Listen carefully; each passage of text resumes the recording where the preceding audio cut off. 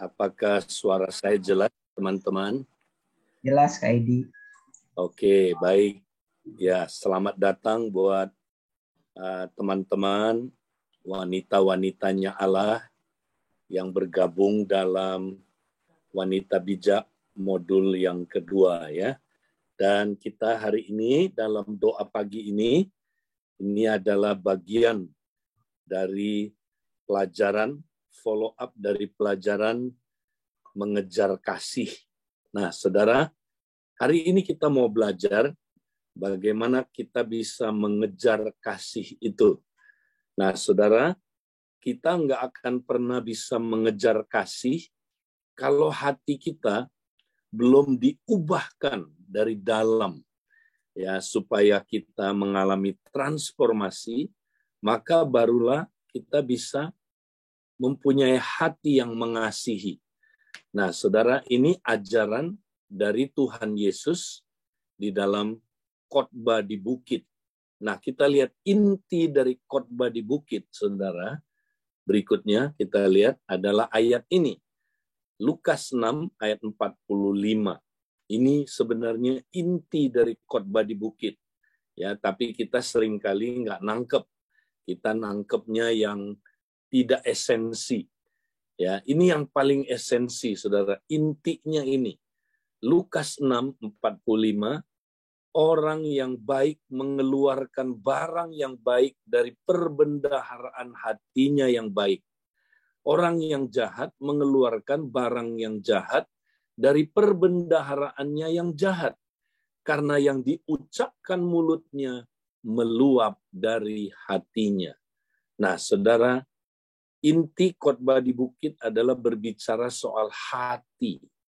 Nah, Yesus menjelaskan hati itu seperti perbendaharaan, seperti kotak perbendaharaan, tempat penyimpanan barang-barang berharga. Saudara, dalam hati kita ya ada kotak, ya ada tempat untuk menyimpan hal-hal yang sangat berharga. Nah, saudara, perbendaharaan hati itu, kalau Tuhan Yesus ya khotbah di zaman modern ini, dia pasti menggunakan, saudaraku, istilah ini. Perbendaharaan hati itu adalah memori bawah sadar kita, saudara. Seperti komputer, ya, perbendaharaannya komputer apa, saudara? Yaitu memorinya, tempat penyimpanan data. Itu yang paling penting dari komputer. Kalau nggak ada itu, nggak ada gunanya komputer, saudara. Ya, jadi memori tempat penyimpanan datanya. Nah, demikian juga dalam hati kita ada perbendaharaan, memori bawah sadar kita, saudara. Kita menyimpan semua memori-memori kita di dalam hati kita, dalam perbendaharaan hati kita. Nah, kalau perbendaharaan hati kita baik, maka keluarlah hal-hal yang baik. Ya, dari mulut kita, dari perbuatan-perbuatan kita, ya, keluarlah hal-hal yang baik. Tapi kalau perbendaharaan hatinya jahat atau tidak baik, maka yang keluar dari mulut kita tidak baik. Yang keluar dari mulut kita hal-hal yang jahat.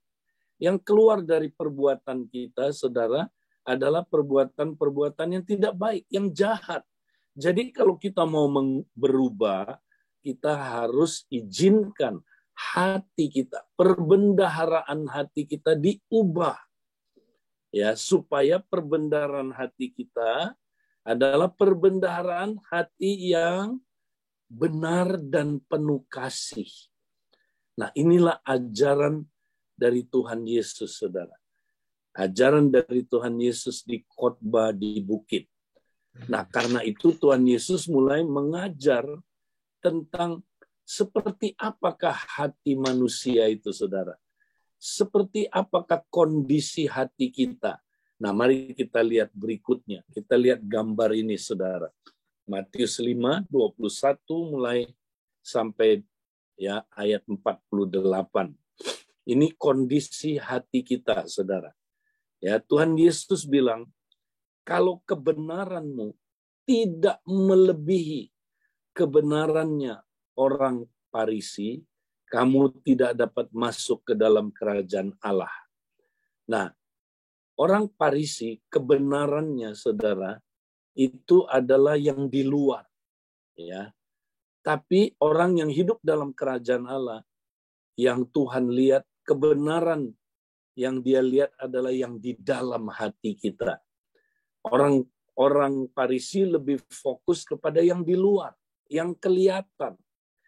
Contohnya, orang Farisi, saudara, lebih sibuk urusin bagaimana dia kelihatan baik di luar daripada hatinya benar-benar baik. Dia lebih sibuk, saudaraku, urusin bagaimana dia kelihatan benar di luar daripada dia benar-benar benar. Ya, di dalam hatinya, saudara. Orang Farisi, makanya Tuhan Yesus tegur, dia bilang, hai orang Farisi, kamu seperti kuburan yang luarnya dikapur dengan putih, warna putih, tapi dalamnya sebenarnya penuh dengan tulang belulang. Ya, nah itu kondisinya orang Farisi. Dia mau memperlihatkan luarnya kudus, putih, tapi dalamnya, saudaraku, ya, penuh dengan saudara seperti tulang belulang. Ya, di dalamnya jahat, di dalamnya kotor hatinya, saudara. Nah, Yesus juga bilang, kamu seperti pinggan yang luarnya dibersihkan, tapi dalamnya kotor, ya kan? Nah, karena itu Tuhan bilang begini, bersihkanlah sebelah dalamnya dulu, maka luarnya pasti akan bersih.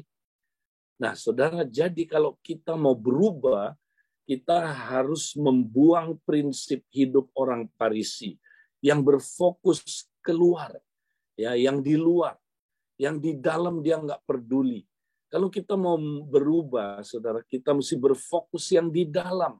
Yang di dalam mesti kita serahkan, yaitu perbendaharaan kita, pikiran bawah sadar kita, memori bawah sadar kita. Kita mesti serahkan kepada Tuhan untuk diubah, dari dalam diubahnya. Nah, hari ini saudara siap diubah dari dalam? Nah, mari kita lihat hal-hal yang Tuhan Yesus jelaskan, saudara, di hati manusia. Nah, yang pertama yang dia jelaskan di gambar ini, lihat, adalah marah. Saudara, marah itu adalah dosa pertama yang disinggung Tuhan Yesus di khotbah di bukit ini, saudara. Kenapa?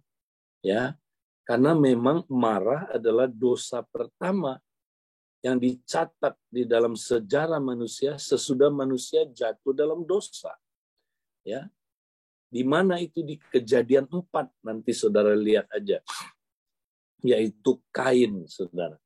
Nah, Kain itu, saudara, ya, hatinya penuh dengan kemarahan, ya, karena dia iri dengan siapa, saudara? Dengan adiknya yang persembahannya diterima, persembahan dia tidak, saudara. Ya, dia marah sekali. Kemudian dia akhirnya membunuh adiknya. Nah, saudara, waktu dia marah itu, saudara, Tuhan bilang, Kain, kenapa ya kamu marah?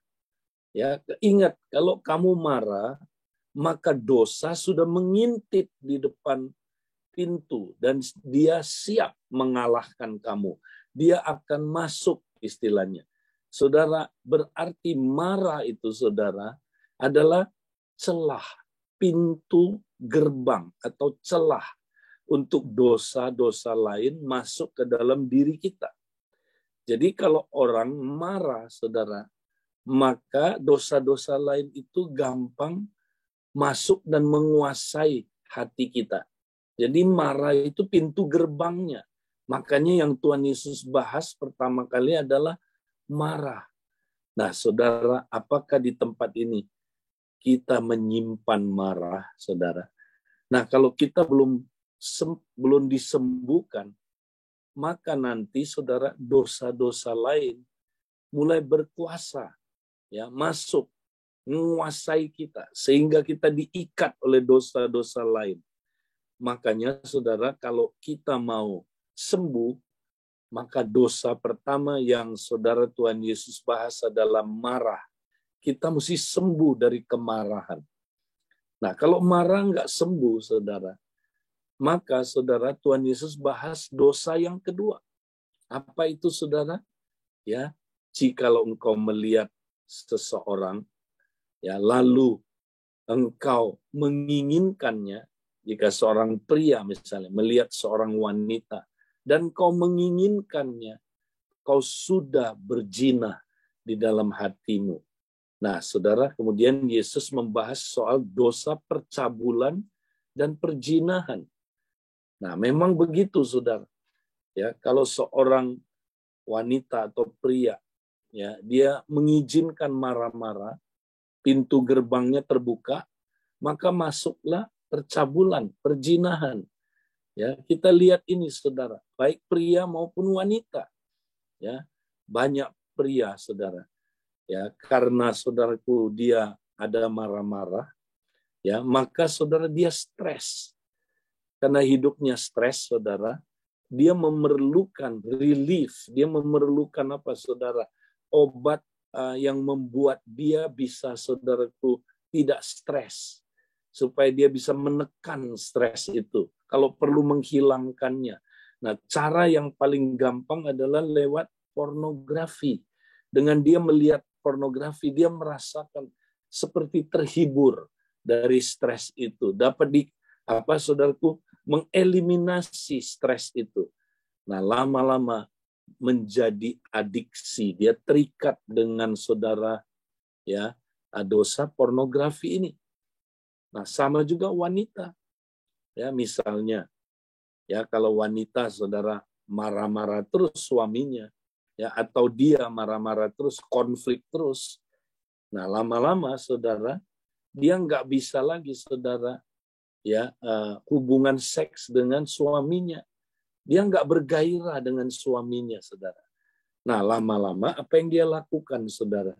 Dia mulai, saudara, ya, berzina di hatinya, mulai dari imajinasinya. Ya, yang dia cari adalah, saudaraku, apa? Imajinasi pria yang romantis. Ya, dia mulai, saudara, membayangkan dengan artis-artis drakor. Wih, yang ganteng-ganteng. Wih, yang kelihatannya romantis. Dia mulai bayangkan, saudara.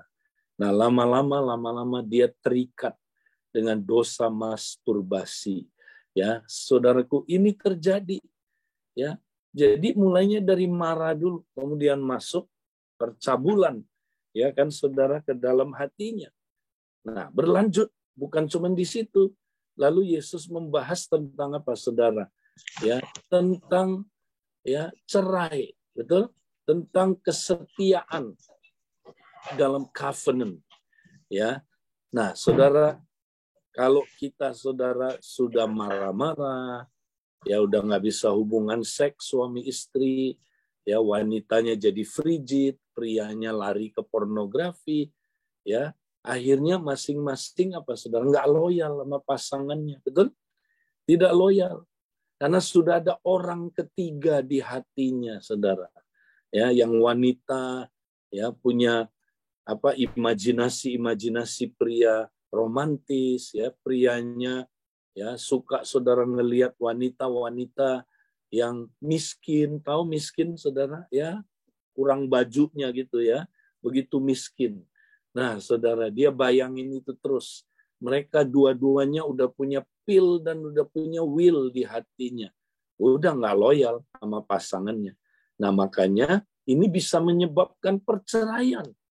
Saudaraku, makanya Yesus membahas soal perceraian. Nah, dari sini nih, saudara. Ya, mulainya dari marah. Marah itu pintunya. Nah, selanjutnya Tuhan Yesus membahas soal nggak jujur. Ya, mulai, saudaraku, orang nggak jujur. Ya, dia nggak bisa bilang ya di atas ya, tidak di atas tidak. Tapi dia pakai sumpah-sumpahan. Sumpah, gua nggak bohong. Ya, jadi, saudara, mulai hidupnya apa, saudara? Manipulatif. Ya, manipulatif. Ya, controlling, menguasai yang lain. Ya, saudara. Nah, banyak pasangan akhirnya controlling, saudara, manipulatif. Ya, jadi kita, saudara, melakukan ya sihir satu dengan yang lain di dalam keluarga. Ya, istri menguasai suaminya, tapi suami juga menguasai istrinya, saling berlomba untuk menguasai, ya, memanipulasi pasangannya, saudara. Nah, ini yang terjadi, ya. Dan akhirnya, saudara, di dalam keluarga, ya, kita cari kuasa. Siapa yang paling hebat? Nah, siapa yang menguasai uang, saudara? Dia yang berkuasa di dalam keluarga. Nah, makanya perempuan mulai uangnya, saudara, ya, disimpan. Uangnya itu, saudara, dia punya account sendiri, ya, hidden account, ya, di luar pengetahuan suaminya. Ya, dia cinta uang, saudara. Dia terikat kepada, saudaraku, cinta uang. Ya. Nah, selanjutnya, saudara, Yesus membahas, ya, apalagi, saudara, di khotbah di bukit. Ya, dia membahas tentang apa, saudara? Kalau kamu ditampar pipi kanan, ya, kamu, ya, seharusnya kasih pipi kiri. Ya, tapi kalau kita enggak, kita ditampar pipi kanan, kita kasih pipi kiri, ditampar lagi, kita tampar balik, saudara, ya. Nah, artinya kita ngebalas. Nah, kenapa orang membalas, saudara? Karena dia hatinya benci, pahit. Jadi kepahitan definisinya adalah ingin membalas, saudara. Ya, kalau saudara ingin membalas, itulah kepahitan, saudara. Ya, ada yang wanita bilang, Pak Edi, saya nggak pernah sih ya pengen balas, enggak sih. Ya cuman gua diemin aja dia 3 hari biar nyahok, tahu rasa, ya kan? Ya, saudara, itu balas. Ya, cuman halus, tapi itu balas juga. Ya, gua diemin 3 hari, gua puasain loh, biar dia nggak dapat seks, ya 1 minggu 2 minggu, biar nyahok. Nah, itu balas. Cuman balasnya halus, ya saudara. Nah, itu, ya, itu, saudaraku, kepahitan. Yesus membahas soal kepahitan. Nah, terakhir, saudara, yang Yesus bahas adalah begini, saudara. Jikalau engkau mengasihi orang, ya, apa yang mengasihi engkau, ya, apa saudaraku bedanya kamu dengan orang yang tidak mengenal Allah? Ya, jikalau kamu memberi salam hanya kepada orang yang memberi salam kepada engkau, lo orang berdosa juga bisa, ya kan? Tapi Tuhan bilang begini, kasihilah musuhmu, ya.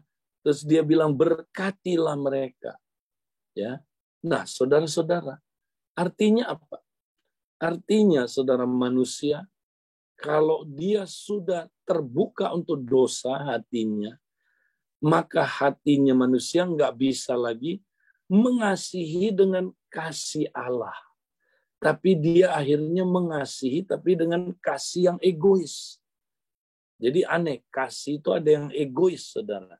Jikalau kamu mengasihi dia, ya, jikalau engkau mengasihi orang yang mengasihi engkau, ya, maka apa bedanya kamu dengan orang yang tidak mengenal Allah? Orang yang tidak mengenal Allah juga bisa mengasihi orang yang mengasihi dia.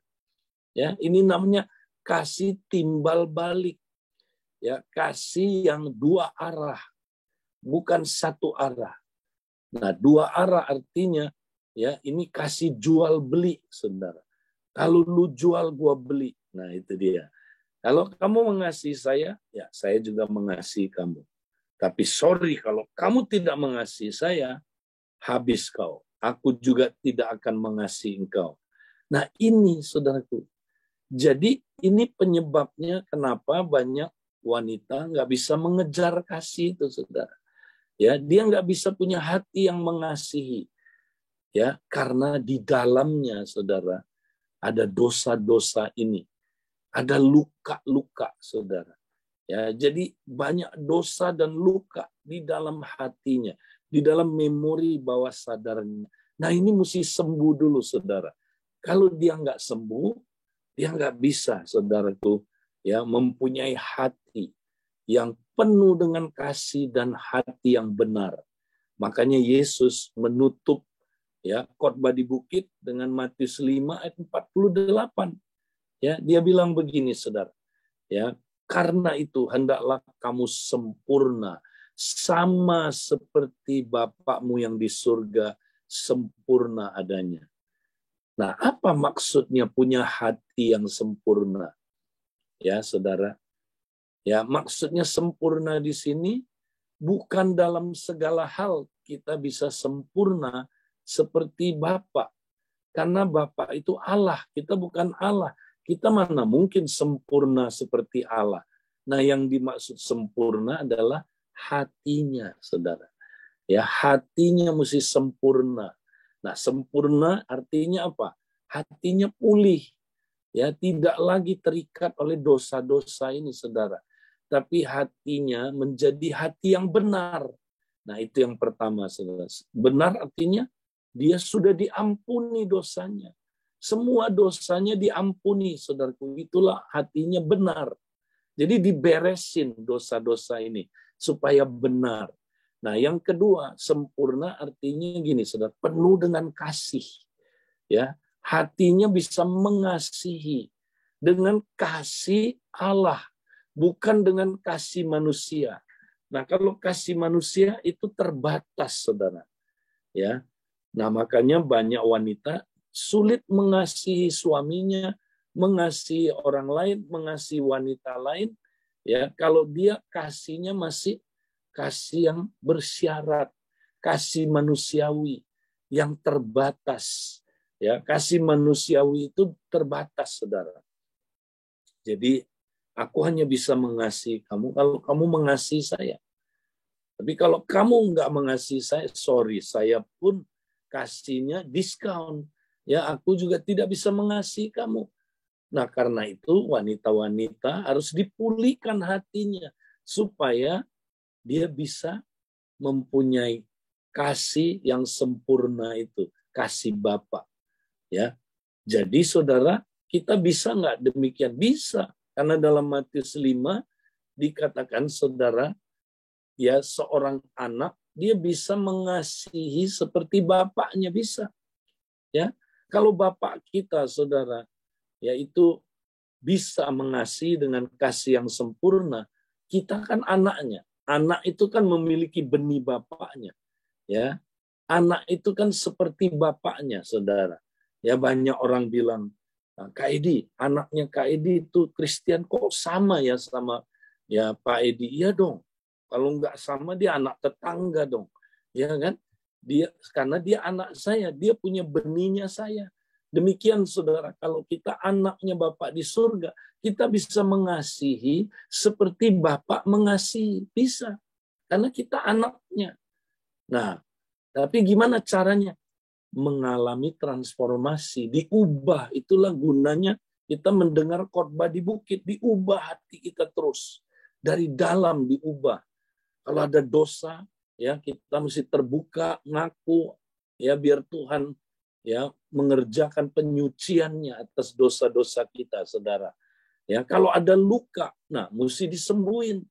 Karena seringkali kita nggak bisa mengasihi itu karena ada luka, saudara.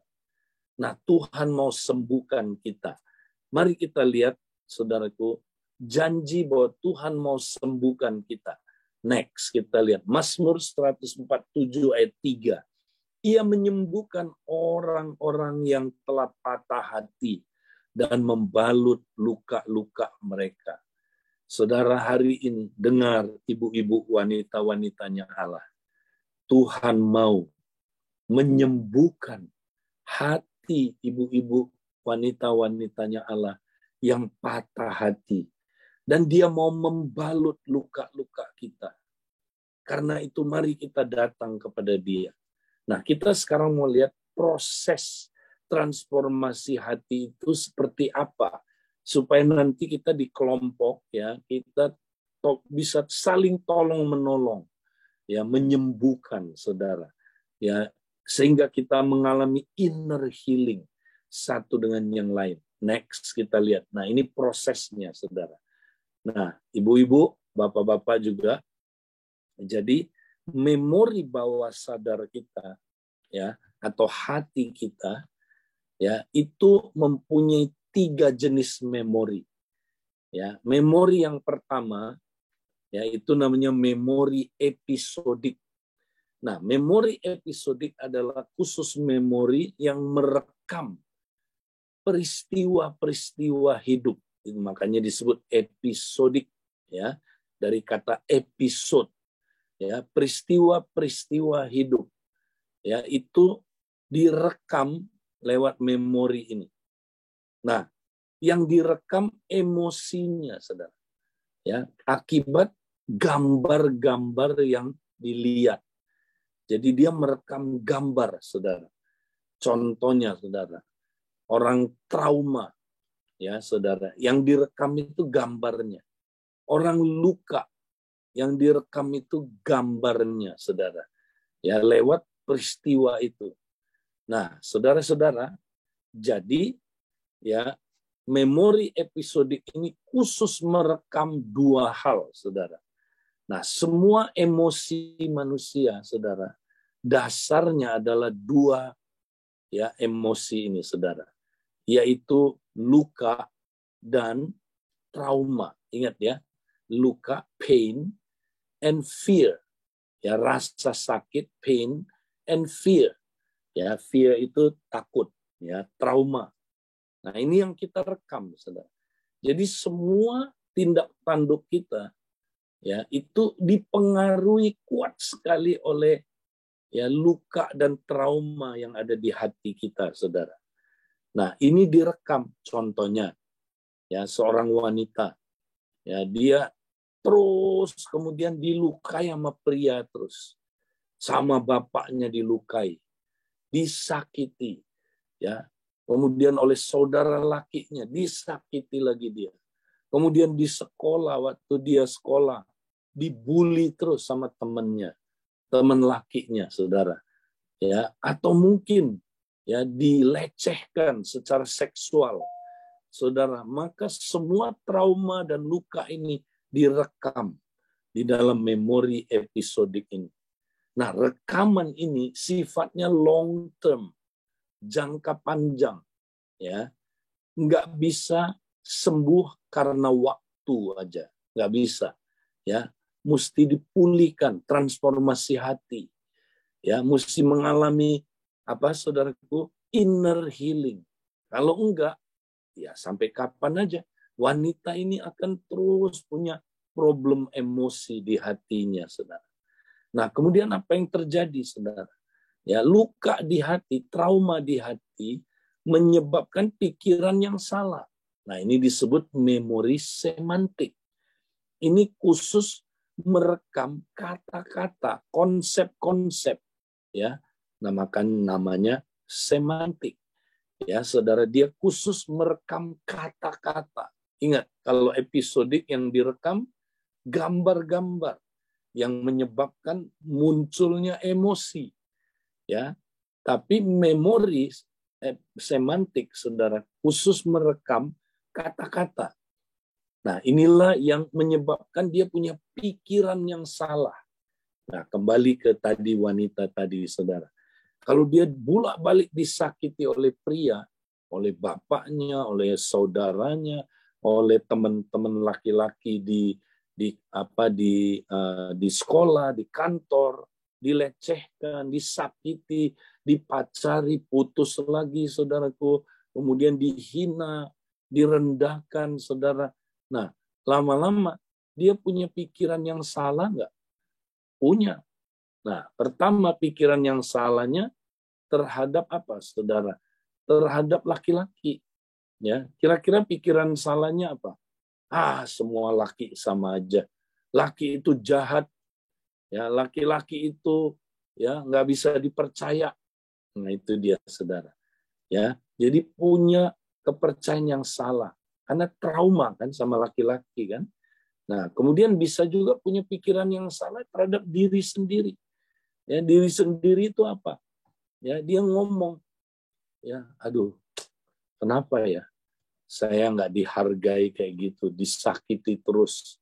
Nah, lama-lama dia berpikir gini, memang saya nggak berharga, saya nggak ada gunanya, saya ini moyong, ya. Aduh, kenapa ya nasib. Nah, itu saudara, pikiran yang salah terhadap diri sendiri. Dia merasa nggak berharga, ya. Jadi wanita itu dia nggak bisa nikmati, saudara. Nah, dia menolak kewanitaannya. Oh, ada loh, saudara, orang yang menolak kewanitaannya, ya, karena pria menyakiti dia terus, ya, karena bapaknya misalnya beda-bedain, ya, kamu ini, ya, papa lebih sayang kakak kamu dari kamu, ya, kakaknya laki. Wah, dia benci sekali, saudaraku, ya. Akhirnya, saudara, dia benci sama dirinya karena dia ditolak terus sama papanya, ditolak sama mamanya, ya. Jadi lama-lama dia pengen jadi pria. Maka dia punya pikiran yang salah. Saya bukan wanita, saya pria. Nah, itu masuk tuh pikiran yang salah, ya. Nah, jadi terhadap pria dia punya gambaran yang salah, terhadap dirinya dia punya gambaran yang salah, ya. Tapi saudara, juga terhadap Tuhan dia bisa punya pikiran yang salah, bisa, ya. Makanya banyak orang, saudara, menganggap gini, banyak wanita, Allah itu, Bapak itu sama aja lah sama Bapak saya di dunia. Jahat. Makanya dia nggak bisa dekat sama Bapak di surga. Nggak bisa. Ya, ini penyebab karena pikiran yang salah tentang Allah. Nah, pikiran yang salah, saudara, menyebabkan dia bikin komitmen yang salah atau inner vow yang salah. Ya. Nah, misalnya wanita dilukai sama pria terus, ya. Apa kira-kira komitmennya, ya, vow-nya, supaya dia nggak dilukai lagi sama pria? Dia ngomong begini, ya, dia bilang begini, ya, saya sekali-kali tidak akan pernah percaya lagi sama pria. Nah, ini inner vow, saudara. Ya, saya nggak akan pernah terbuka sama pria. Saya nggak akan pernah deket-deket sama pria. Nah, yang paling bahaya ini, saya nggak akan pernah menikah sama pria. Jadi dia mau nikah sama siapa? Sama wanita. Nah, ini bahaya, saudara. Lesbian datangnya dari sini. Ya, saudara, mulainya selalu dari luka dulu. Ya. Nah, makanya kalau luka udah, saudaraku, terjadi, trauma udah terjadi, ya, pikiran yang salah masuk tentang diri, tentang orang lain, dan tentang Tuhan. Dan akhirnya membuat inner vow yang salah, ya, sumpah yang salah. Nah, ini dia, saudara. Jadi kalau kita mau sembuh, gimana, saudara? Maka mesti mulai dari luka dulu.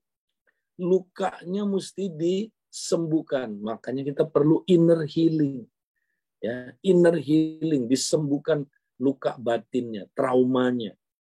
Nah, yang kedua, nggak cukup memori episodiknya diberesin, tapi memori semantiknya juga mesti diberesin. Kalau enggak, dia tetap punya pikiran yang salah terhadap diri sendiri, terhadap orang lain, terhadap Tuhan, bahkan dia punya sumpah yang salah. Ya, saya enggak akan pernah percaya lagi sama pria. Oh, setan bilang, bagus. Ini komitmen yang saya dengar dari dia. Dipegang. Ingat, saudara, setan itu bekerja berdasarkan confession kita. Berdasarkan kata-kata, komitmen kita. Kalau kita sumpah, saya sumpah nggak akan pernah lagi menikah sama pria. Udah dipegang sama setan kata-kata itu. Dan benar-benar dia dihalangi terus nikah sama pria. Ya, karena dia punya sumpah serapah, ya, yang salah, saudara. Komitmen yang salah, inner vow yang salah, ya. Nah, saudara, kemudian yang ketiga, ingat, luka menyebabkan pikiran yang salah, akhirnya menyebabkan respon yang salah. Nah, ini dia. Ini memori prosedural, saudara. Dari kata proses. Ya, ini memori khusus merekam kebiasaan-kebiasaan. Ya, respon-respon kita, saudara. Ya, misalnya wanita kalau udah luka dengan pria, punya pikiran salah dengan pria, punya inner vow yang salah, saudara, pasti responnya salah sama pria. Ya, nah responnya 3F namanya. Ya, 3F. F yang pertama adalah fight, ya. Jadi makanya banyak wanita fight sama pria, ya. Dia harus supaya nggak terluka lagi, dia harus hantam pria, dia harus lawan pria, dia harus selalu tengkar sama pria, harus selalu serang pria dulu, karena dia nggak aman, karena dia belum sembuh hatinya, saudara. Fight. Atau yang kedua, ya udah flight, kabur aja, ya, daripada luka lagi, daripada disakiti lagi, fight, flight, lari aja. Nah, makanya ada wanita yang nggak bisa, saudaraku, deket sama pria, nggak bisa, selalu dia lari, ya, lari aja, saudara. Pokoknya dia nggak aman sama pria, ya, nggak aman sama otoritas. Nah, saudara, atau yang terakhir, bukan fight, bukan flight, tapi dia freeze. Ya, hatinya membeku. Makanya ada wanita udah beku hatinya sama pria, saudara. Nggak bisa lagi punya hati yang mengasihi. Ya, beku udah, saudara. Nah, hari ini, saudara, Tuhan mau sembuhkan saudara. Ya, saudara siap, ibu-ibu siap, mau disembuhkan. Nah, mari kita lihat contoh-contoh luka yang berasal dari orang tua. Ya, ini saya nggak bisa menyampaikan komplit karena waktu, tapi nanti saudara akan menemukan, ya, kalau di dalam diskusi nanti di kelompok. Ya, nah ini luka-luka yang kita terima dari orang tua, khususnya di sini ibu, saudara, ya, tapi bapak juga bisa. Nah, khususnya ibu. Banyak orang punya luka dari ibu, tapi nggak disadari, saudara. Ya, dari orang tua khususnya. Nah, luka-luka ini bahkan saudara bisa, ya, diterima ketika dia masih kecil sekali, bahkan ketika dia belum lahir, waktu masih di kandungan. Nah, makanya ibu-ibu yang terluka, ya, mari dengerin, ya, apakah kita punya luka-luka seperti ini dan Tuhan mau sembuhkan kita. Ya, misalnya kita pernah dipukul, dianiaya, baik oleh ibu maupun bapak, ya, misalnya oleh ibu, ya, waktu kita kecil, ya, kita mungkin nakal, ya maklum lah, anak kecil kan pasti, ya, mungkin ada yang sedikit, ya, lebih nakal, ya. Nah, kemudian ibu kita, waduh, nggak sabar, ya main dipukul, dianiaya, ya, dicubit pakai muter lagi cubitnya, aduh, ya. Kemudian atau ininya, saudara, jambangnya ditarik, saudara, ya, atau saudara dikasih apa, saudara, ya, dikasih cabai mulutnya.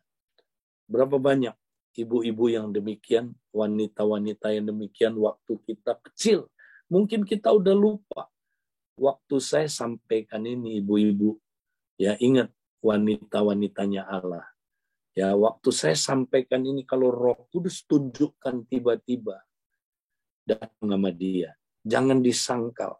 Ya, banyak kita ibu-ibu yang begitu disakiti pada masa kecilnya. Ya, tapi kita udah lupa sama kejadian itu. Ya, mungkin ibu kita begitu marah sampai dia bilang, ya, kalau kamu nakal, mama kunci kamu di ruang yang gelap. Waduh, makanya kita trauma.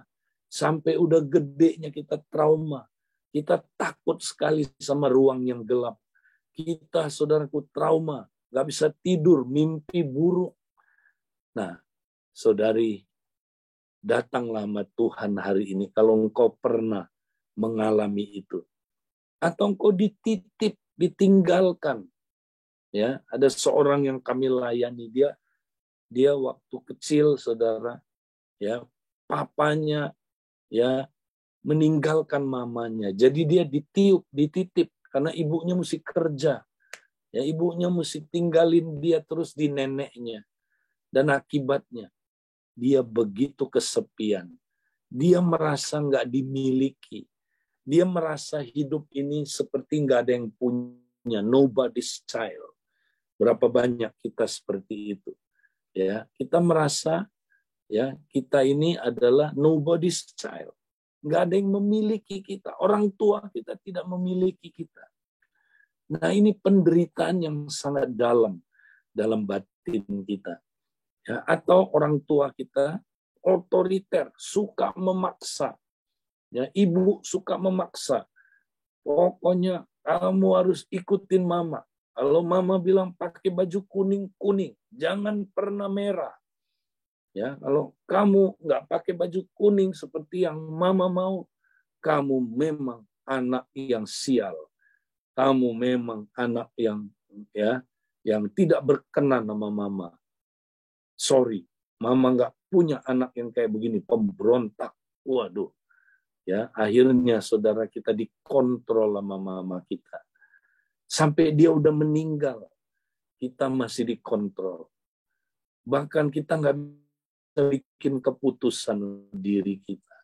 Saudara, sebab semuanya diatur. Ya, semuanya dikontrol sama mama. Ya, sampai ada orang saudara mau beli baju aja, dia bingung yang mana yang bagus ya. Dia bingung karena dia dari kecil dikontrol sama mamanya. Nah, itu menyakitkan sampai mamanya udah meninggal, dia masih bisa merasakan kontrol itu. Suka dibanding-bandingkan. Nah, ini kamu nggak kayak anaknya si Anu ya. Waduh, sakit itu saudara. Ya, dibandingkan ya gendernya. Ya, kamu nggak kayak koko kamu. Ya, coba lihat koko kamu itu. Ya, makanya ya kamu kayak begini, nggak kayak koko kamu tuh. Dikit-dikit dibandingin sama pria. Nah, lama-lama dia pengen jadi pria. Ya, kenapa? Karena kalau jadi wanita ditolak melulu. Ya, makanya dia pengen jadi wanita. Dia pengen jadi pria. Kalau dia jadi wanita, dia ditolak terus. Tapi kalau dia jadi pria, dia diterima. Nah, makanya dia mulai ya berkelakuan seperti pria. Roh tomboy masuk ke dalam dirinya. Ya, makanya olahraganya sukanya apa? Ya, panjat tebing. Ya, terus apa saudara? Olahraganya saudara yang pria, yang kasar-kasar ya. Nah itu saudara. Terus suka mengutuk orang tua. Ya. Kamu, mama kutuk kamu ya. Biar kamu nanti berat jodoh. Ya, kamu itu ya jadi perawan tua kamu seumur hidup. Kurang ngajar kamu ya. Dikutuk saudara. Ya, dikutuk kamu kayak maling kundang atau sebagainya saudara. Ya. Waduh. Anak itu saudara luka dalam, trauma, ya ditolak saudara. Nah ini ditolak, ya seringkali kita ditolak karena warna kulit kita, ya saudara. Karena mungkin kita, ya saudara dianggap ya jelek. Waduh, kita merasa tertolak, kita ditolak oleh orang. Saudara mama suka ceritain jelek-jeleknya papa, ya. Sambil ke salon dia ceritain, ya dia ikut ke salon ikut mamanya cerita sama orang lain. Tahu nggak papanya anak-anak ini? Wih, brengseknya minta ampun. Gua capek dan nyesel gua nikah sama dia. Ini nih, ya papanya anak-anak ini. Waduh, gua capek bener. Gua sakit hati sama dia. Gua kesel banget ya. Itu orang paling gua benci. Wih, dia dengerin terus anak ini, saudara. Lama-lama dia juga benci papanya. Ya, dia benci sama ayahnya. Lama-lama dia nggak bisa nikah sama pria. Dia trauma menikah sama pria. Ya, itu sering kejadian, saudara. Ya, mama menceraikan ayah. Wah, ini sedih banget, saudara. Hancur berantakan hati seorang anak kalau melihat mamanya menceraikan papanya, saudara. Wish, itu hancur, saudara. Nah, seringkali, saudara, yang kita nggak sadar adalah apa? kita ditolak, ya, kita mengalami trauma dalam kandungan. Nah, saudara, ini sering terjadi, tapi kita nggak sadar. Ya, saudara, saya pun pernah ngalamin trauma dalam kandungan. Saya disembuhkan Tuhan, saudara. Ya, ada seorang pekerja kita di Amerika, saudara. Dia satu kali di mobil lagi disetirin sama pembinanya, yaitu pemimpinnya. Dia bilang begini, ya ini, dia bilang, Kak, kenapa ya? Aku kalau bangun hubungan sama wanita nggak bisa langgeng ya. Paling cuman 2-3 bulan putus.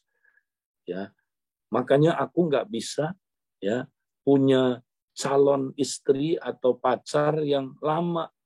Ya, saya putus nyambung lagi, nanti pindah lagi wanita lain, putus lagi, sampai saya trauma loh. Saya nggak berani menikah loh katanya. Kenapa ya? Nah akhirnya saudara, ya waktu ngomong-ngomong itu tiba-tiba pembinanya ya dapat ya dituntun Tuhan gitu. Terus dia bilang gini, kayaknya kamu pernah trauma deh sama mama kamu. Ya coba ditanya, kamu hubungan sama mama gimana? Ya rasanya sih saya udah beresin ya Kak ya, hubungan sama mama yang nggak bener. Coba cerita. Dia cerita-cerita sampai kira-kira umur 5, saudara. Ya, umur 7 dia udah lupa. Dia bilang, abis itu saya udah lupa. Memang, saudara, trauma, luka kita, ya, yang disebabkan di bawah umur 7 tahun, kita seringkali lupa. Tapi luka itu ada, tapi kita nggak sadar. Dan kita dikontrol oleh luka itu. Akhirnya, ya, di mobil itu, dia di inner healing, saudara. Ya, dia dibawa oleh Tuhan ke kandungan ibunya, saudara. Ya, dia tiba-tiba melihat di dalam saudaraku pengalaman itu, dia dibawa ke kandungan ibunya. Dia dikasih lihat, saudaraku, waktu di kandungan itu gelap sekali. Dia sebagai seorang bayi ada di ruang yang gelap itu. Nah, tiba-tiba dia lihat gambar, saudara. Mamanya, ya waktu lagi mengandung dia, mamanya pergi ke sebuah ya bangunan, ditulis di situ jelas, ya, yaitu apa, saudaraku? Ya, tempat aborsi, klinik aborsi. Dia lihat jelas banget. Nah, tiba-tiba, saudara, ya, dari dalam, dia baru mau masuk ke klinik itu, dari dalam keluarlah seorang laki-laki. Nah, laki-laki ini membawa sebuah kayak gambar, saudara ya. Semacam sebuah leaflet gitu, gambar. Terus ada ini, saudara. Ada gambar ibu-ibu yang mengandung udah kira-kira 5 bulan kandungannya. Lalu bapak ini tunjuk-tunjuk gambar ini. Kasih lihat sama ibu ini. Ya, nah, waktu dia lihat ibu itu ternyata mamanya dia. Nah, laki-laki ini waktu tunjukin ibu ini menangis, ya. Kemudian dia setelah itu dia berbalik dari ruang klinik itu dan dia pergi. Nah, setelah itu, saudara, dia lihat di gambar itu ada Tuhan Yesus. Tuhan Yesus melihat dia dengan mata yang penuh kasih. Dan dia berkata demikian, nah, ampunilah mama kamu. Karena dia pernah mau menggugurkan kamu waktu kamu ada dalam kandungan. Wah, pria ini, saudara, nangis di mobil itu. Dia nangis. Dan dia bilang, Tuhan, aku ampuni mama Tuhan. Tuhan, aku ampuni mama Tuhan. Dan ketika dia ampuni mamanya, saudara, benar. Berapa hari kemudian dia datang cari mamanya. Dia ceritain pengalaman itu. Kaget mamanya. Kamu tahu dari mana? Itulah yang mama pernah lakukan sama kamu. Aduh, ampuni aku, nak. Mamanya peluk dia. Mamanya akhirnya minta ampun. Mereka dipulihkan, saudara. Nah, anehnya sejak itu, saudara, trauma dia bisa hilang terhadap wanita. Ya, dia bisa mulai hubungan sama wanita. Dan akhirnya, ya 2 tahun kemudian, ya dia dapat seorang jodoh, seorang wanita, dan dia hubungannya langgeng. Akhirnya dia menikah sampai sekarang. Nah, saudara, jadi saudara, kita kalau ada trauma dalam kandungan, biar Tuhan sembuhkan. Nah, bagaimana caranya? Mari kita lihat ayat yang terakhir, Mazmur 139. Kita mau baca, ya. Jadi cara kita disembuhkan adalah, saudara, biar Roh Kudus bawa kita ke masa lalu. Ya, ketika trauma kita alami, ya Roh Kudus harus bawa kita ke masa lalu, saudara. Ya, karena yang kita rekam dalam pikiran episodik kita adalah gambar-gambar, maka dia harus memberi kita gambar yang baru. Lihat Tuhan Yesus nyembuhin Simon yang menyangkal dia 3 kali dengan cara memberi dia pengalaman yang baru, gambar yang baru, di mana dia menyembuhkan dia di depan api unggun, dan dia bertanya kepada dia 3 kali, Petrus, apakah engkau mengasihi aku? Kenapa di depan api unggun? Kenapa ditanyanya 3 kali, apakah engkau mengasihi aku? Karena apa, saudara? Ya, karena ya ini, saudara, Tuhan mau kasih dia pengalaman baru. Tuhan mau hapus gambar yang lama dengan memberikan gambar yang baru. Daud pernah mengalami ini, saudara. Daud adalah orang yang, ya kalau kita lihat di Alkitab, ya, dia adalah orang yang jelas dia orang yang tertolak. Nah, jelas kalau kita baca ayat ini, dia tertolak dari sejak kandungan. Ya, dikatakan Mazmur 139 ayat 13, sebab engkaulah yang membentuk buah pinggangku, menenun aku dalam kandungan ibuku. Aku bersyukur kepadamu karena kejadianku dahsyat dan ajaib. Ajaib apa yang kubuat dan jiwaku benar-benar menyadarinya. Nah, saudara, Daud orang yang tertolak, saudara. Dari ayat ini kita tahu, ya, dia tidak diingini kejadiannya, saudara. Dia tidak diingini, ya, saudara, kehadirannya di dunia ini. Mungkin karena udah terlalu banyak anak laki, ya, saudara, dia diharapkan anak perempuan pastinya, ya. Tapi yang keluar laki juga, saudara. Dari sejak kandungan aja, ibunya mungkin udah asal-asalan, ya, merawat dia, saudara. Ya, kalau perlu mati aja lah anak ini, ya. Udah terlalu banyak anak. Dan saudara, ya, mungkin dia diharapkan wanita, keluarnya, aduh, pria lagi. Makanya dia orang yang tidak dianggap. Ya, ketika saudaraku, ya, bayangkan Samuel datang mau mengurapi salah satu keluarga, anak dari keluarga ini, dia nggak ada di situ, saudara. Ya, sampai udah diseleksi kakak-kakaknya, nggak ketemu. Di mana orang yang mau diurapi itu? Ya, sampai Samuel tanya sama bapaknya Daud, Isai, udah nggak ada anaknya. Oh ya, lupa ada satu, lupa, saudara, lupa. Ada satu, tapi dia ada di padang gurun. Ya, dia ada di, ya, padang gurun lagi mengangon apa, saudaraku, domba. Dipanggillah Daud, saudara. Pipinya, ya, masih merah, saudaraku. Dia anak yang polos, saudaraku. Dia anak yang tertolak. Ya, dia nggak boleh dekat-dekat sama kakak-kakaknya, saudara. Waktu dia cari kakak-kakaknya memberi makanan, kakak-kakaknya, saudaraku, yang marahin dia. Kamu kesini mau lihat perang ya? Ya, marah. Pulang kamu, nggak usah macam-macam. Saudara, dia anak yang tertolak. Ditolak oleh kakak-kakaknya, ditolak oleh orang tuanya, terutama mamanya. Tapi saudara, dia sembuh. Kenapa dia sembuh, saudara? Karena Tuhan bawa dia mengalami pengalaman back to the womb. Kembali ke kandungan, saudara. Dia lihat di kandungan itu. Ternyata Tuhanlah yang membentuk buah pinggangnya. Tuhanlah yang menenun dia dalam kandungan ibunya.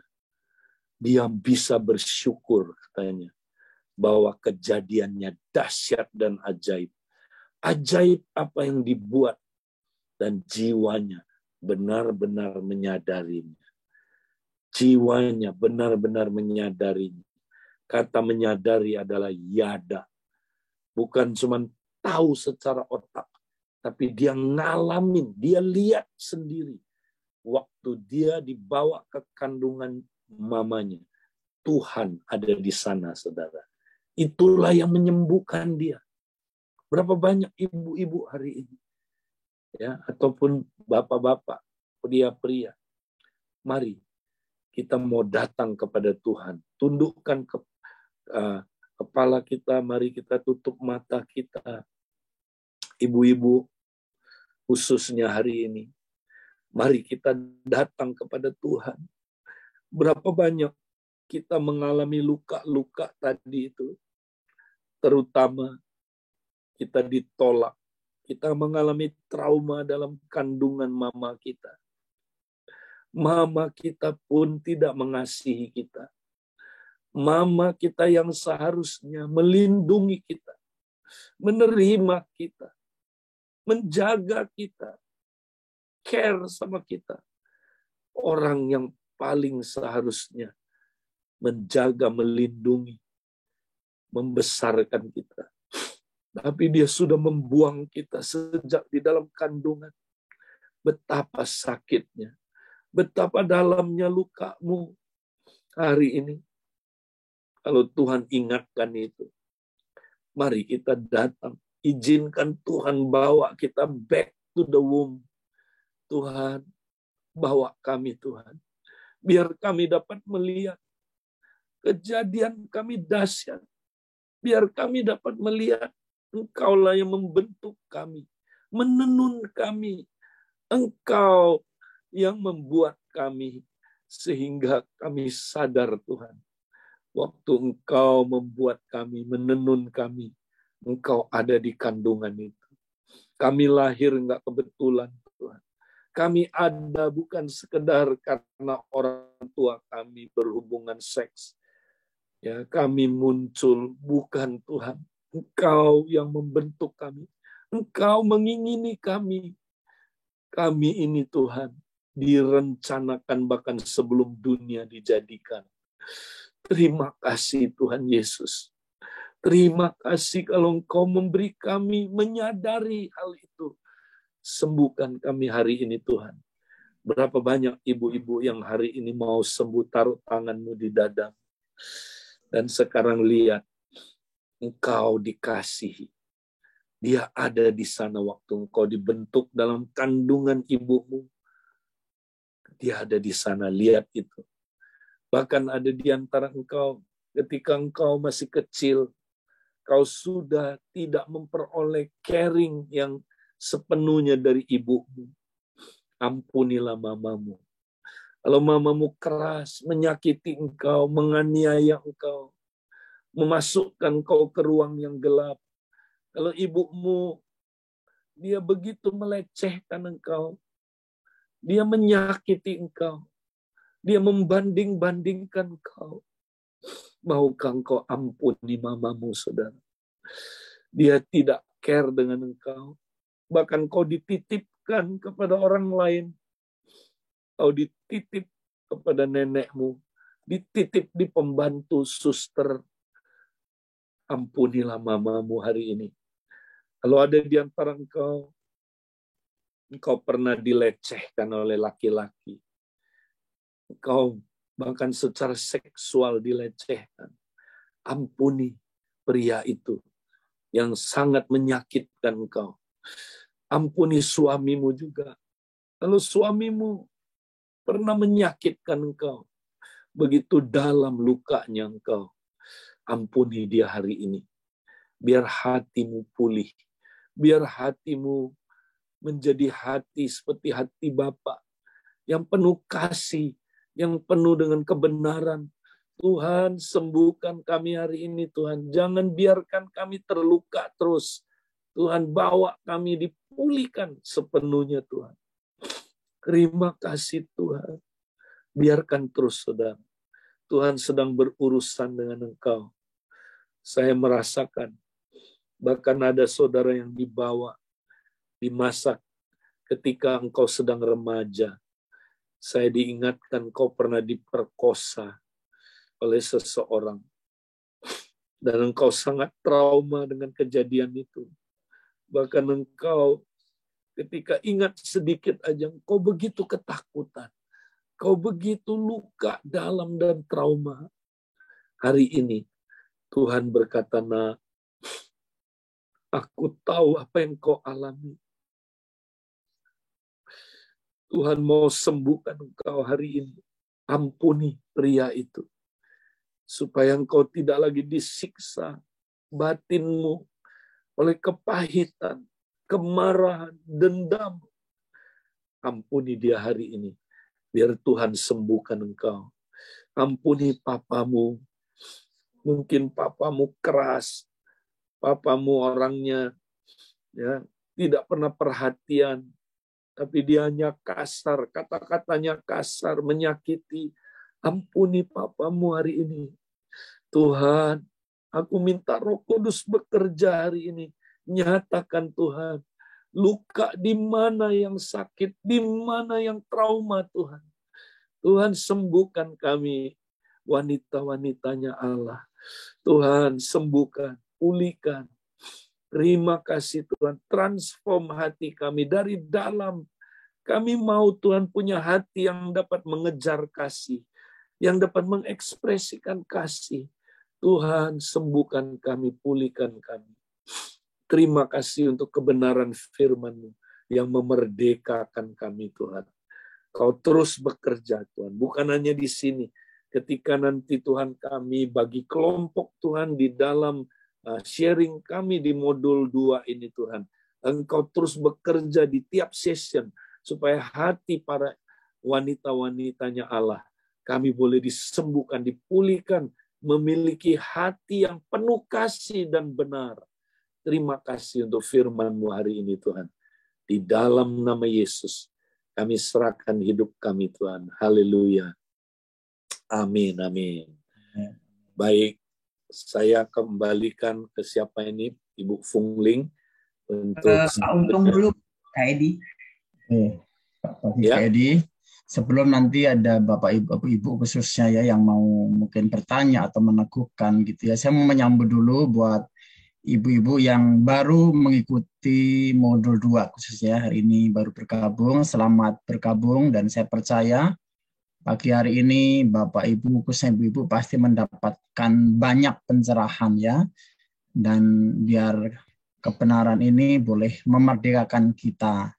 Nah, senang sekali hari ini bisa ketemu dengan ibu-ibu yang khususnya yang baru mengikuti modul 2 di Wanita Bijak. Kami mengundang ya kalau Bapak Ibu belum menyambut dan mengundang, kalau belum ikut di Mesbah, setiap pagi kami ada Mesbah pagi. Di link jam 4.45 kami sudah buka dan nanti kita bisa mengalami Tuhan bersama-sama. Sekali lagi selamat bergabung di Mesbah pagi ini dan waktu yang sangat singkat. Ya, saya percaya mungkin ada pertanyaan-pertanyaan, ada hal yang meneguhkan atau mungkin apa. Saya serahkan kepada Ibu Fungling. Silakan. Ya, yang pertama Kak Edi terima kasih ya. Hari ini saya bahkan sudah berulang kali ya dengan hal ini. Hari ini Kak Edi, saya baru sadarkan kadang-kadang saya itu suka berespon yang sesuatu yang saya kaget gitu. Kok saya berespon seperti orang yang tidak mengenal Tuhan ya? Nah hari ini waktu Kak Edi bagiin, saya diingetin lagi. Ternyata ketika saya berespon tidak benar itu sebenarnya Tuhan sedang sedang menolong saya untuk melihat isi hati saya apa nih, gitu Kak Edi. Ya jadi perbendaharaan hati saya apa nih? Ada kepahitan atau enggak nih, gitu. Ya. Makasih Kak Edi. Nah, kita akan buka nih ya pertanyaan buat ibu-ibu yang memang mau bertanya, yang mau bertanya langsung atau yang mau lebih baik langsung kali ya. Ya, silakan ibu-ibu. Langsung aja. Oh ya, saya perkenalkan ada istri saya, Ibu Betty istri saya di sini. Kalau Bapak Ibu belum kenal, ya sekalian kenalan. Jadi silakan mungkin Fungling langsung pandu dan istri saya langsung buka mic-nya aja ya, Ling ya. Ya. Ya, silakan. Selamat pagi, Ibu. Bu Fungling. Ya, pagi. Saya Ranti dari Lampung. Saya mau bertanya sama Pak Edi, bagaimana sih kita memiliki hati yang tidak mudah terluka gitu? Ketika kita sudah dipulihkan, pasti setiap proses kehidupan itu kita mengalami setiap proses kehidupan. Dan bagaimana kita tuh memiliki hati yang tidak terluka sehingga kita bisa mengejar kasih itu, Pak. Terima kasih. Oke, pertanyaan yang bagus sekali ya. Nah, ketika kita masih berdosa, hati kita jelas ya sudah penuh dengan luka ya. Nah, makanya waktu kita lahir baru, hati kita jadi baru. Tapi kita masih punya memori-memori, ya, rekaman-rekaman yang lama. Nah, rekaman-rekaman ini mesti dihapus, ya, gitu. Jadi sama kayak ini, Bu, kayak apa ya? Kalau apa, misalnya CD rekaman.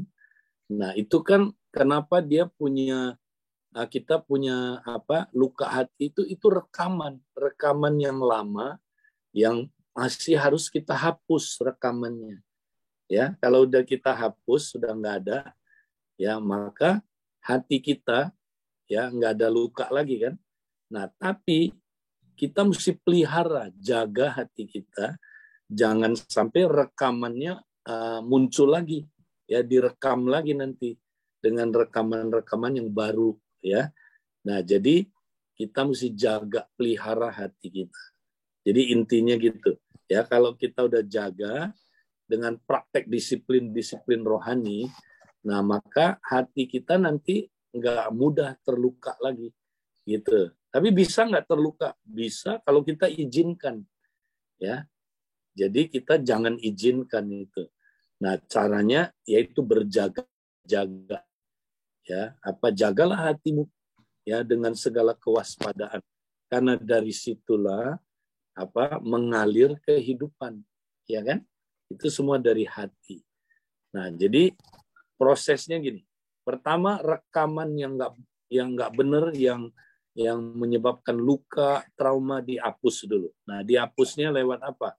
Inner healing, ya, kesembuhan batin. Nah, itu yang tadi kita belajari. Tapi nggak cuma lewat kesembuhan batin, ya kita perlu buang pikiran-pikiran yang lama, ya. Jadi dibuang. Misalnya saya nggak berharga. Nah itu dibuang, kata-kata saya nggak berharga itu diganti dengan saya berharga. Saya ciptaan yang baru, yang lama sudah berlalu, yang baru sudah datang. Nah direkam rekaman yang baru, gitu ya. Yang lama dibuang, rekaman yang baru ditaruh, direkam. Kemudian nah juga inner vow kita, sumpah serapah kita, sumpah kita karena kita luka, saya nggak akan pernah lagi ya dekat-dekat dengan pria. Nah itu mesti dipatahkan, dibatalkan sumpah yang salah itu. Karena kalau itu nggak dipatahkan, setan pegang itu. Dan misalnya saya nggak akan pernah nikah sama pria. Nah itu mesti dibatalin sumpah itu ya, supaya kita ganti dengan komitmen yang baru ya. Jadi kita buang itu. Nah kemudian yang ketiga, respon kita mesti dibangun. Misalnya dulu kita kalau lihat pria lawan terus, kita suka lawan pria. Nah dibangun. Nah tapi kalau lukanya udah sembuh, pikiran salahnya udah dibenerin, inner vow-nya udah dibatalin yang salah, responnya gampang diubah, tinggal praktek aja. Ya, ketika tadi yang Fungling bilang, Tuhan ingetin untuk bangun respon yang baru, itu biasanya Tuhan pakai cobaan. Diizinkan kita dicobai oleh iblis atau diuji di padang gurun. Nah, supaya muncul respon itu. Kamu masih punya respon yang salah. Ayo benerin responnya. Nah, dibenerin. Jadi Roh Kudus nanti yang tolong kita, gitu Bu ya. Jadi, nah itu kira-kira cara kita dipulihkan hatinya. Ya, oke. Ya, tadi Kak Edi sempat katakan disiplin rohani, Ibu Ranti. Kita kan di kelompok udah mulai belajar ya, baca firman, ya kan, merenungkan firman. Nah, itu dilakukan. Karena kan wanita bijak sendiri artinya adalah wanita yang melakukan firman Tuhan dalam kehidupan sehari-hari. Jadi disiplin rohaninya dilakukan di dalam kelompok, ya, Bu Ranti. Oke, ada lagi yang mau bertanya? Kali ya, saya tambahin. Pak. Ya, silakan Betty. Ya, jadi kadang-kadang kita nggak berasa kita ini menjadi seseorang pribadi yang kita nggak mau seperti gini gitu. Kok saya gampang tersinggung ya, saya agak sensitif, saya cepat marah, saya cepat ngambek, saya takut, saya cepat tertolak. Ini kita merasa kita gampang respon yang negatif.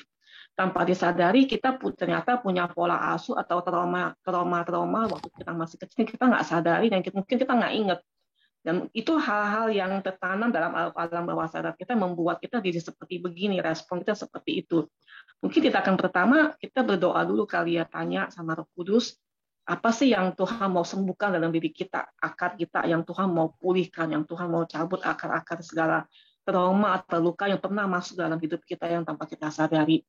Yang mungkin dari Kak Edi bilang, yang pertama kita datang sama Tuhan, kita minta Tuhan sembuhkan kita, hal-hal yang kita nggak sadari, kita dilayanin dulu, didoain, baru mungkin kita bisa menemukan, oh ternyata saya dulu seperti gini-gini, saya tertolak waktu dalam kandungan, mungkin ada hal-hal yang kita nggak sadari.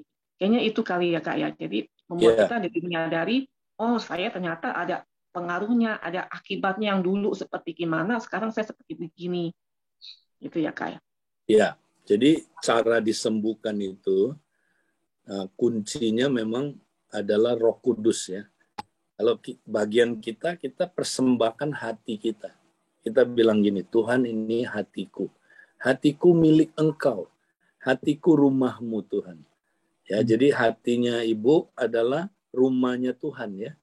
Nah, kalau hati kita rumahnya Dia, kira-kira Tuhan mau nggak benahi rumahnya? Mau dong, karena ini rumahnya Dia kan.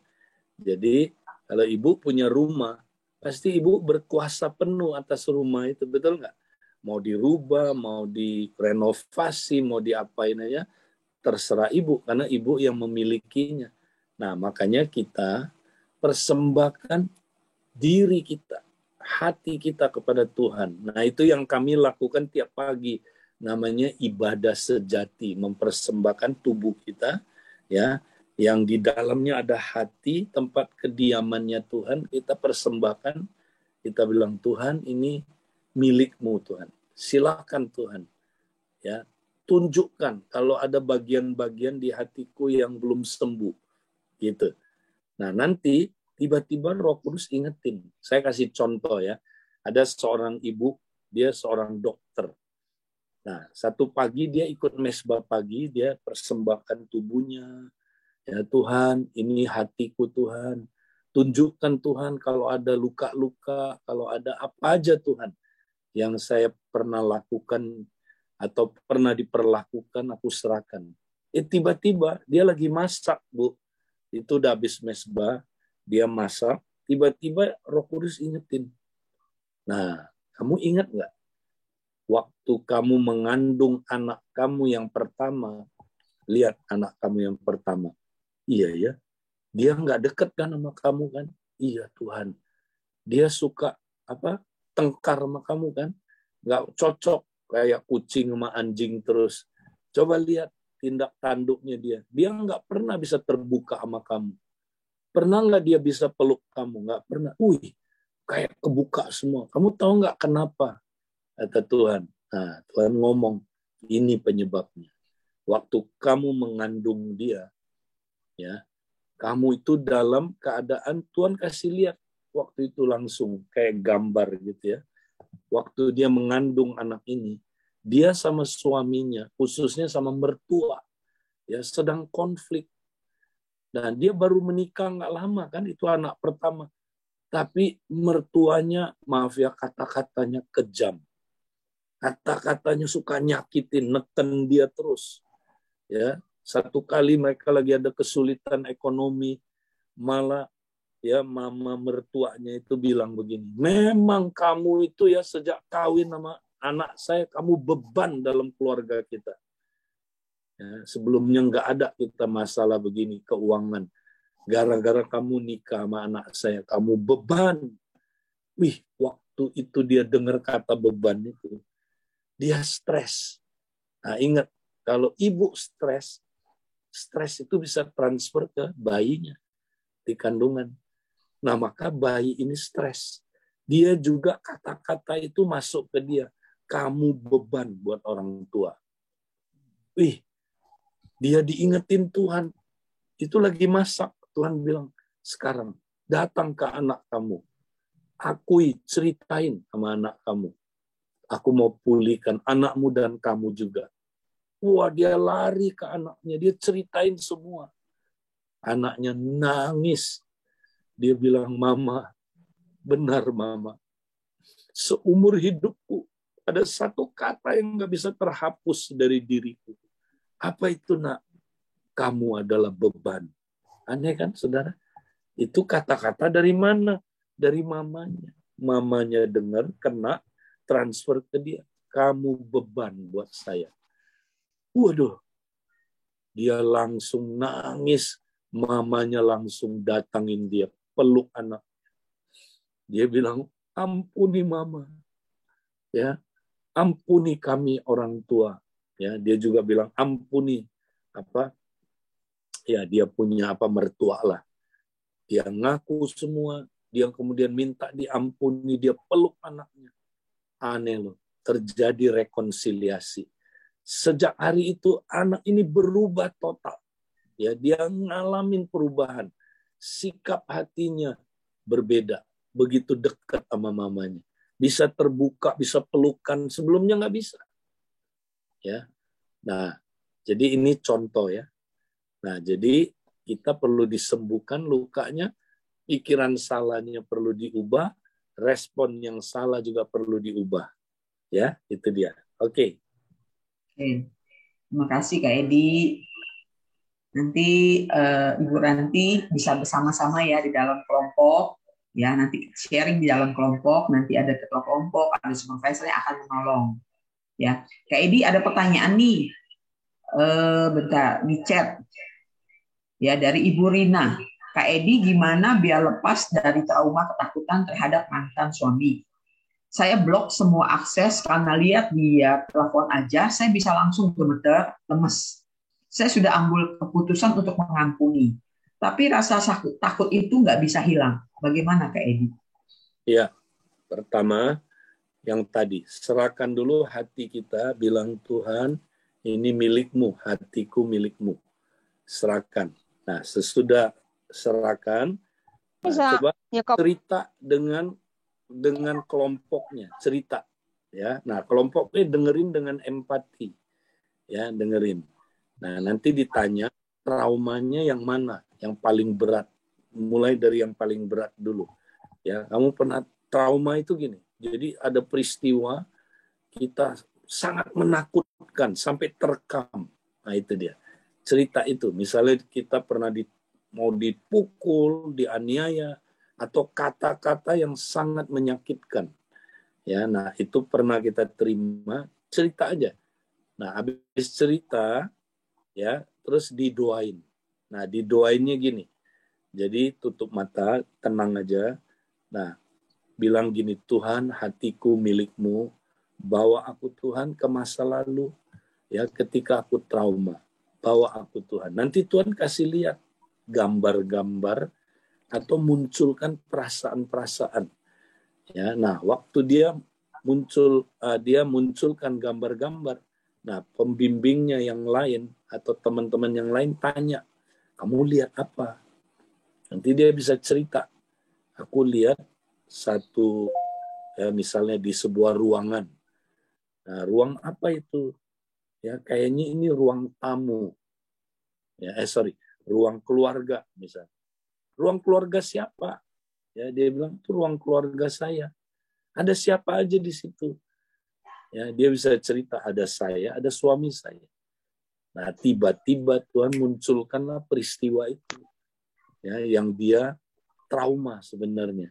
Kata-kata suaminya atau tindak tanduk perbuatan suaminya yang sangat membuat dia trauma. Ya. Nah, lalu dia bisa lihat. Nah, waktu dia lihat itu, ya, kita minta Tuhan, bawa aku Tuhan ketika aku mengalami peristiwa itu. Tuhan, tunjukkan Kau ada di sana, Tuhan. Waktu aku dilukai itu, Kau ada di sana. Ya, nah, nanti Tuhan bisa kasih lihat, saudara. Waktu dia dimaki, disakiti suaminya, dilukai suaminya, ternyata Tuhan ada di sana. Ya. Dan tanya Tuhan, Tuhan saya mesti buat apa? Nanti dia bisa dengar suara Tuhan, saudara. Ya, Tuhan bisa bilang ampuni dia. Ya, ampuni dia. Atau ya sesuatu Tuhan kasih suaranya. Nah, waktu kita taat, ya, disitulah kita ngalamin kesembuhan. Ya, jadi dia kasih gambar baru, gambar lama dihapusnya dengan gambar baru. Orang takut ular, ya, menurut psikologi. Gimana cara nyembuhinnya? Disuruh lihat ular, saudara, supaya gambar lamanya, traumanya dihapus oleh gambar barunya. Ya, nah ini prinsip Yesus lakukan itu terhadap Petrus. Gambar lamanya dia menyangkal diganti dengan gambar baru. Ya, di mana Tuhan tanya dia 3 kali, "Kau mengasihi aku?" Ya. Nah, saudara, di depan api unggun. Kenapa api unggun? Karena dia menyangkal Yesus di api unggun. Ya, jadi Yesus ciptakan gambar yang baru, ya, dengan pengalaman yang baru, tapi dia ada di situ. Sehingga Petrus sembuh dari traumanya, sembuh dari lukanya, ya. Oke. Oke, Ibu Rina, sekali lagi Ibu Rina bisa sharing ini nanti di dalam kelompok, ya. Dalam kelompok nanti ada teman-teman, ada ketua kelompok, ada supervisor nanti yang akan menolong Ibu, ya. Ini ada Link, saya mau nanya, boleh nggak? siapa nih?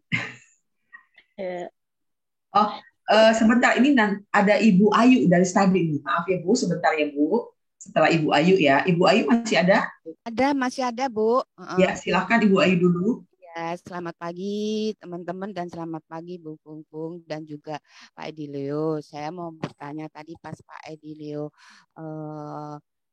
menceritakan itu, saya mendapatkan memang persis dengan Pak Edilio tadi yang menerangkan bahwa 5 bulan kandungan terus dibawa digugurin, ditunjuk-tunjuk begitu. Nah itu sama Pak, saya tuh pertama gini, saya kan KB, ya anak saya udah 3 ya, 3-tiganya itu 2 cewek, 1 cowok, tapi saya pengen lagi cowok gitu. Nah terus saya KB, tapi karena saya yang kerja, jadi saya ya gimana kalau saya itu nanti hamil gitu. Nah pada akhirnya saya KB itu suntik 3 bulan. Tapi saya tuh nggak ngerti kalau saya hamil, memang perut saya itu kecil. Tapi kok perut saya kok gede, tapi kok mual-mual. Saya pikir terus begitu saya lihat, bukan saya lihat, saya ke dokter itu, oh ini ibu tuh hamil. Saya masih nggak percaya, saya bilangin, saya dokter, saya KB bisa hamil loh gitu. Nah akhirnya saya nggak percaya lagi, dibawa ke aborsi. Nah saya juga nggak ngerti itu sudah berapa bulan.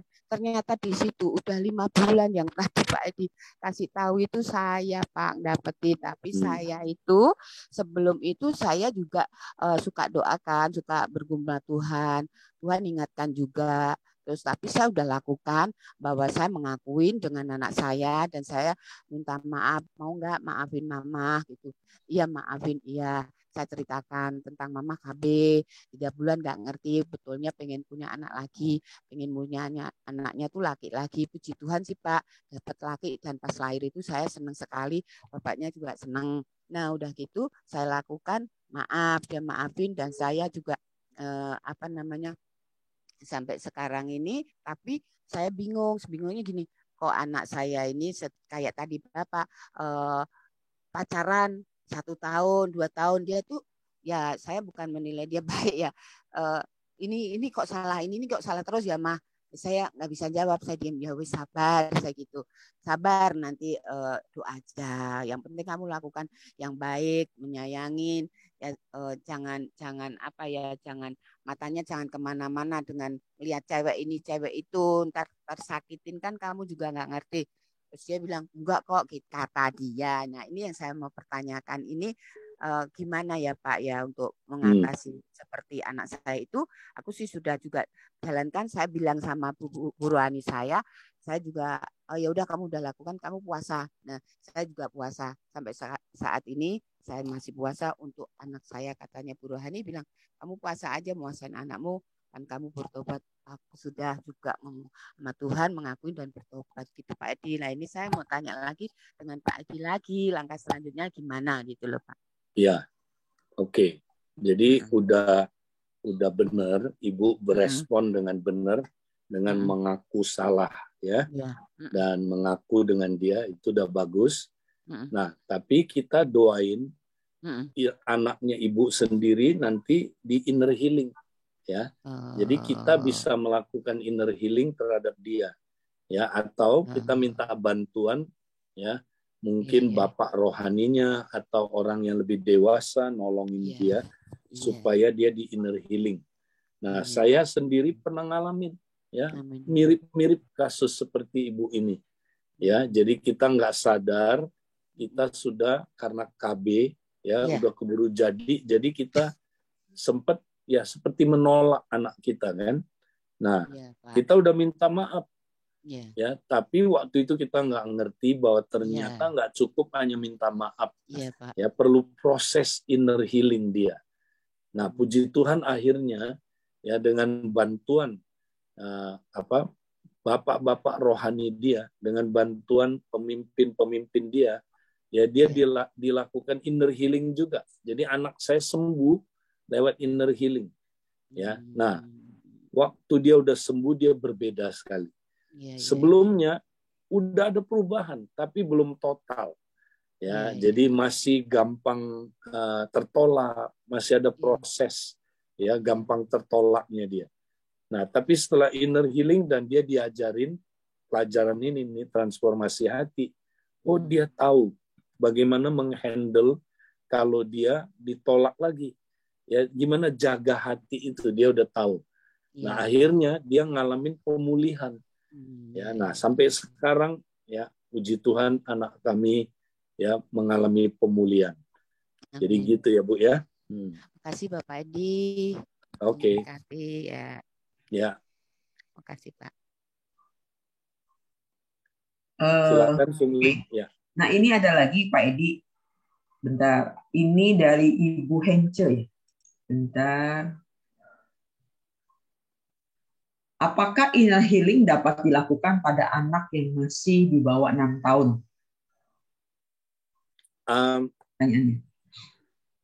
Pada prinsipnya ya lebih gede lebih mudah ya. Bukan berarti nggak bisa, tapi biasanya memang ya mungkin 10 tahun ke atas lebih efektif ya. Tapi bisa terjadi juga ya. Yang penting gini, kita lakukan yang terbaik apa yang kita bisa lakukan ya. Nanti seiring dia bertumbuh dalam usia dia makin besar ya pasti Tuhan juga nyembuhin dia ya. Yang penting kita orang tua doain dia terus. Nah, kemarin ada contoh ya anaknya Mardi berapa itu 9 tahun kan. Dia ternyata mirip-mirip tadi ya waktu dia melakukan KB itu nggak sadar dia udah jadi ya kan. Nah tapi kemudian dia rupanya ibunya nggak sadar dia sakit ya nggak sadar bahwa anak ini udah ada di kandungan. Dia pergi ke Singapura ngapain ya melakukan CT scan untuk coba melihat kesehatan kandungannya. Nah dokter udah bilang kamu nggak hamil kan? Enggak, tanda tangan. Terus dicek pakai CT scan ya dan alat-alat yang untuk mengecek kesehatan dari kandungannya. Nah, tiba-tiba waktu udah selesai proses di dokter itu dia balik ke Indonesia baru ingat ya baru ketahuan ternyata dia hamil. Nah, gimana itu udah sempat CT scan. Nah, ini ternyata dokter bilang, wah ini bahaya. Ya, ini CT scan ini kalau anak nggak sadar ya, dari segi kesehatan, anak ini bisa punya potensi kena leukemia. Waduh, mereka khawatir sekali, sedih sekali kan. Nah, anak ini kan jadi kayak trauma kan di kandungan. Ya, walaupun dia belum mengerti tapi trauma. Nah, itu munculnya waktu umur 9 tahun, waktu 2 tahun yang lalu kejadian ini. Ya, tiba-tiba dia dalam satu peristiwa dia nangis. Ya, dia kok gampang sekali menolak orang lain. Dia nggak bisa dekat sama kakak adiknya. Dia sama papa mamanya juga diem aja, nggak bisa komunikasi. Nah, waktu itulah orang tuanya doa, Tuhan ada apa dengan anak saya? Ternyata Tuhan munculin itu. Ya, coba dia pernah tertolak, ya, pernah trauma di kandungan. Nah, terus mereka doain dia. Waktu doain anak ini 9 tahun, dia ditanya, kamu lihat apa habis didoain? Tiba-tiba anak ini nangis ketakutan. Dia bilang, aku lihat kandungan, ya. Aku ada di dalam. Ya, aku seperti bayi yang ada di tengah-tengah kandungan itu. Tiba-tiba ada benda-benda yang ngejar aku.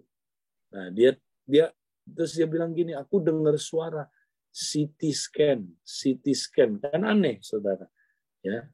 Wah, mamanya langsung sadar benar dia trauma karena dia pernah di CT scan itu.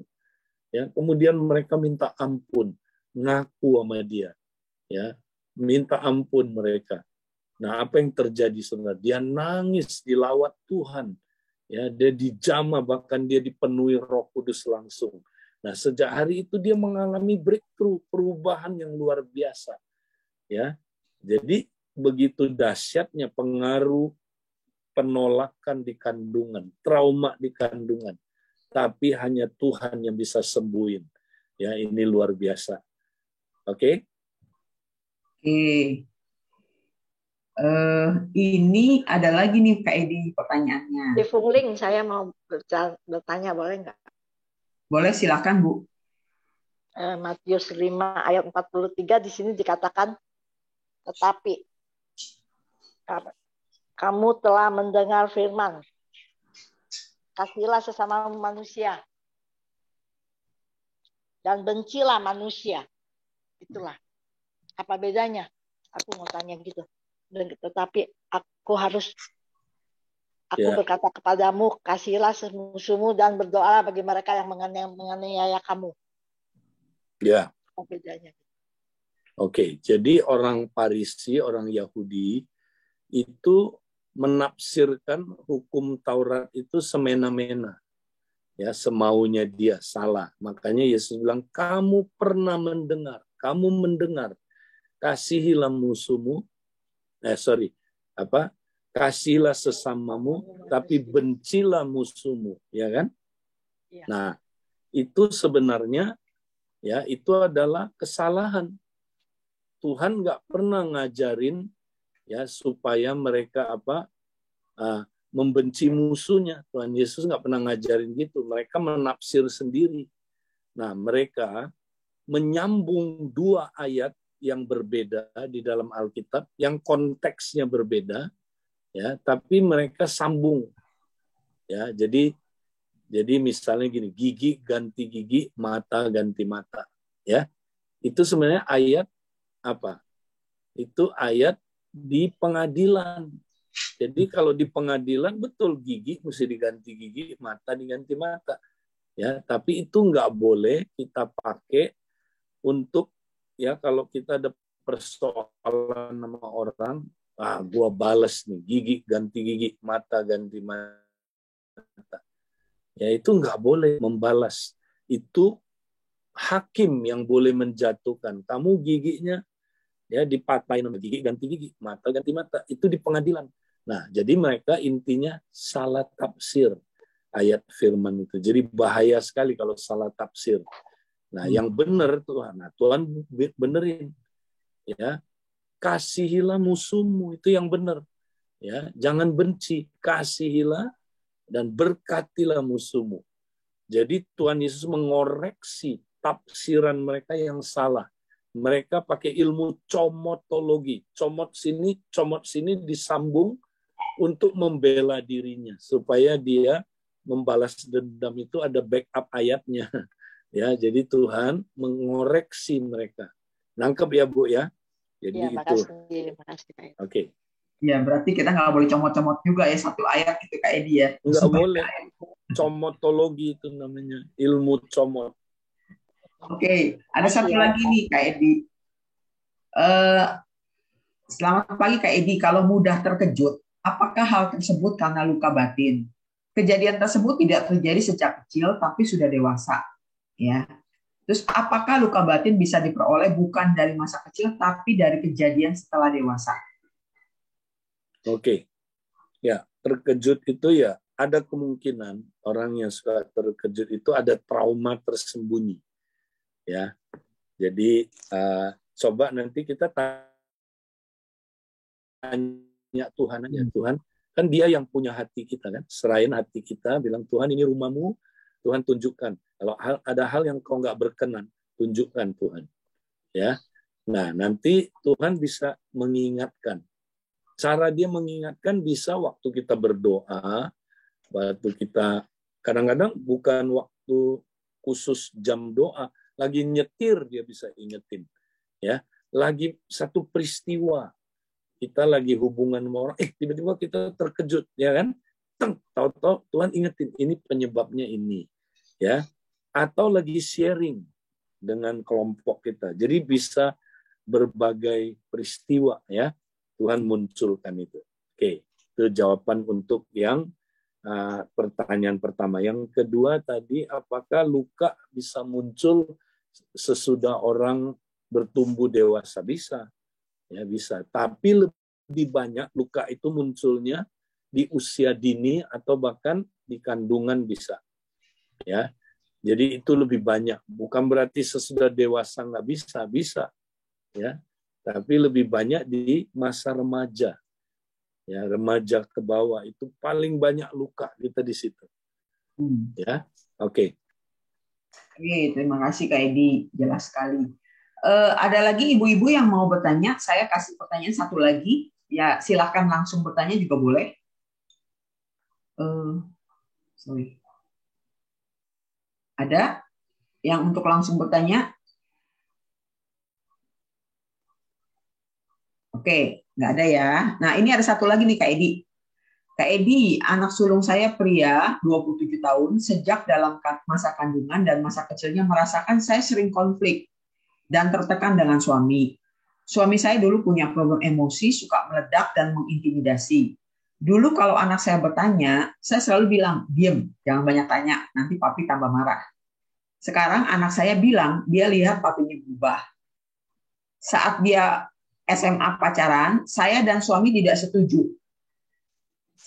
Paksa putus. Saya yang saat itu melabrak pacarnya karena mereka terus saja pacaran. Nah, saya salah, anak saya sempat tidak mau bicara dengan saya. Saya sudah minta maaf, tapi saat ini saya lihat anak saya bukan pengambil tanggung jawab, pemberontak. Itu Kak Edi. Ya perlu proses ya, anaknya dilukai begitu lama, ya. Nah, kadang-kadang kita udah lakukan bagian kita, tapi ya kita mesti sabar. Ya, jadi sama kayak anak saya.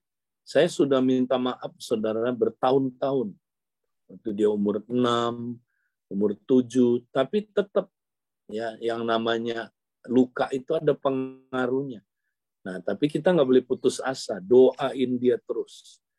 Ya, doain dia terus. Nanti ada momennya, ya. Jadi Tuhan nanti dalam waktu yang tepat itu dia melakukan pemulihan. Ya, jadi kita doain. Kawal dia dalam doa, jangan putus asa. Ya, saya sampai tahun ke-26 loh baru anak saya pulih total, ya. Nah, jadi perlu waktu memang. Perlu kita nggak boleh kita nyerah, ya. Terus doain dia. Ya, percaya Tuhan peduli sama anak kita. Karena dia juga anak Tuhan kan. Masa anaknya sendiri dia biarin aja. Tuhan pasti mau pulihkan dia, ya. Jadi Bu, jangan nyerah. Terus doain dia. Oke? Baik, karena waktu Fungling kita ya akan mengakhiri, saya serahkan kembali. Oke, nah ibu-ibu,